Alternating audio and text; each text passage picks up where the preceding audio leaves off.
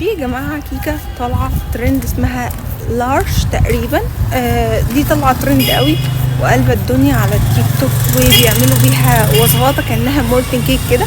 anyway فانا هروح اشوف هي موجوده ولا لا. طبعا انا لسه مخلصه سكواش، فهلاقيها في الكنز اللي انا بجيب من عنده كل حاجه، سوبر ماركت تيك توك.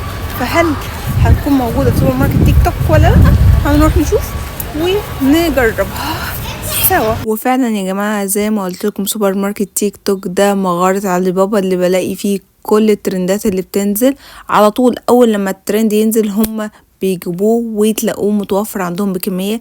جبت الكيكة اللارش اللي قلب الدنيا وبيقولوا عليها مولتن كيك ولازم تسيحها وفظيعة وب10 جنيه وجامدة جدا، وكمان الديلايتس دي برضو بيشكروا فيها جدا. فاحنا بقى هنجيب الاتنين دول ونجربهم ونشوف يستاهلوا الضجة اللي قلب السوشيال ميديا دي ولا لا. هنشوف لما نجرب. يا جماعة زي ما قلت لكم سوبر ماركت تيك توك ومغارة علي بابا حرفيا ما شاء الله كل الترندات عندهم. اي حاجة تفكروا فيها من غير ما تفكروا انتوا تيجوا سوبر ماركت تيك توك هتلاقي السواحل اي ترند هتلاقوه. يعني الكيكه موجوده فالحمد لله هنجربها سوا.